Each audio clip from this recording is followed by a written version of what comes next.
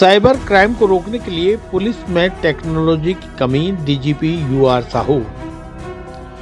Ajmer RPSC की बैठक में सम्मिलित होने आए Ajmer DGP UR Sahu IG office पहुंचे, जहां उन्होंने पत्रकार वार्ता में कहा कि साइबर क्राइम को रोकने के लिए पुलिस में अभी भी टेक्नोलॉजी की कमी है। साइबर क्राइम को रोकने के लिए आमजन के सहयोग के साथ साथ आमजन में जागरूकता की भी बहुत जरूरत है।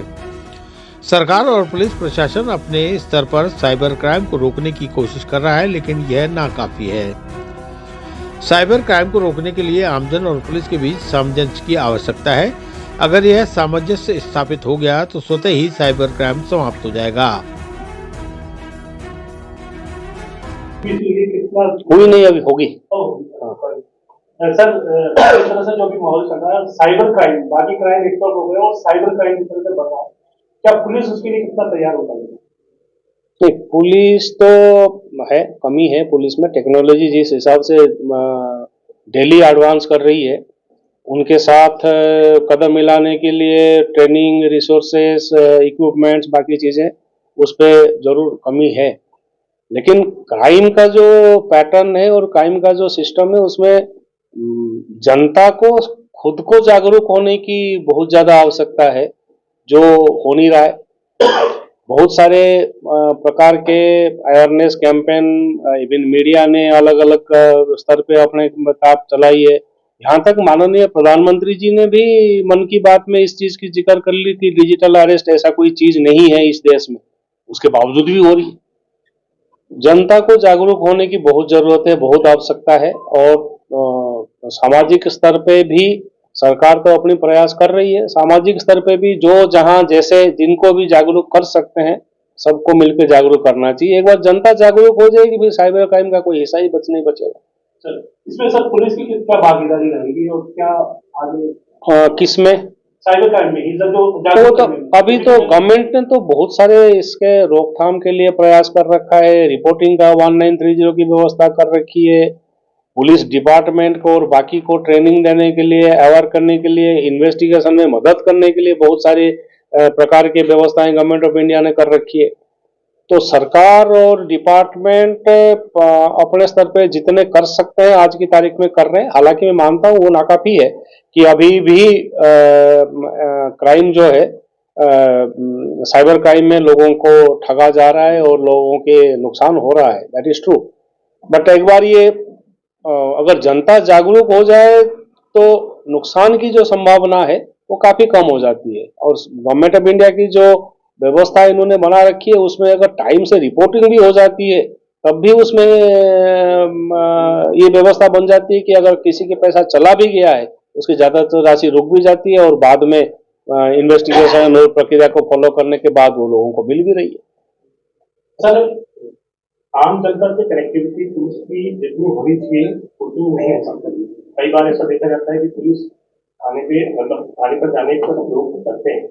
इसको लेकर कई बार नवाचार भी किए गए, नए स्वागत कक्ष भी बनाए गए और भी कई चीजें की गई हैं, लेकिन उसका प्रभावी जो है वो ठोस कदम आता है, सामने परिणाम नहीं आते। उसको लेकर क्या किया जाए? नहीं, आम जन के और पुलिस दोनों के बीच में जो कांटेक्ट और समन्वय स्थापित होना चाहिए, उसके लिए विभाग की तरफ से जो व्यवस्थाएं हमें प्रक्रिया करनी है, बैठकें करनी है, लोगों से मिलनी है, लोगों से बात करनी है, वो समय समय पे जैसे आप बता रहे हैं होता रहा है।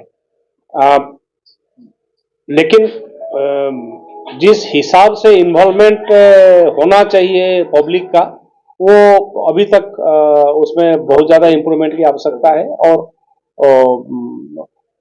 मुझे लगता नहीं है, क्योंकि देखिए आज की तारीख में सबसे बड़ी इशू है कि जो आपके किसी भी व्यक्ति, हर आदमी अपना खुद के काम के लिए इतना व्यस्त है कि वो पुलिस के लिए किसी प्रकार के कोई चीज समय निकाल के कार्रवाई करे और जनता के बीच में और डिपार्टमेंट के बीच में कोई माध्यम बने या कोई बीच में एक कड़ी बने जिसमें लोगों के दोनों के बीच में कांटेक्ट बढ़े, वैसे लोग समय दे नहीं पाते हैं। कोई है भी नहीं लोगों के पास समय। बाकी डिपार्टमेंट अपनी तरफ से जो प्रयास करनी है कर रही है।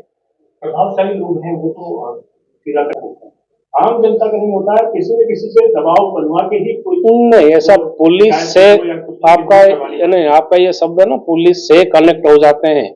मैं नहीं कहता कि हमारी 1 लाख 1.25 लाख की 1,10,000 की जो डिपार्टमेंट में लोग हैं हमारे, उसमें कोई ऐसे एलिमेंट्स नहीं हैं जो गलत लोगों से भी मिला हुआ नहीं होंगे।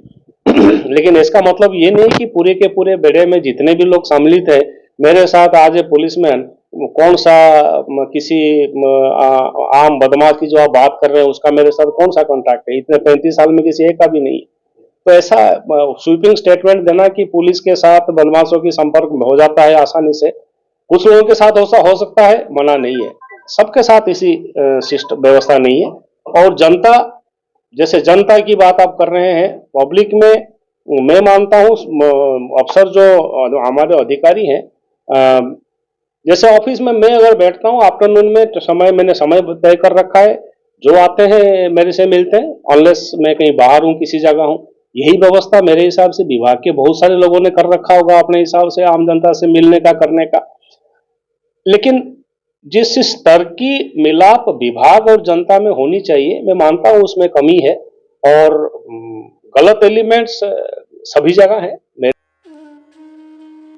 चिरंजीवी भव भाग 1 7 चिरंजीवियों के रहस्य की वैज्ञानिक खोज करें।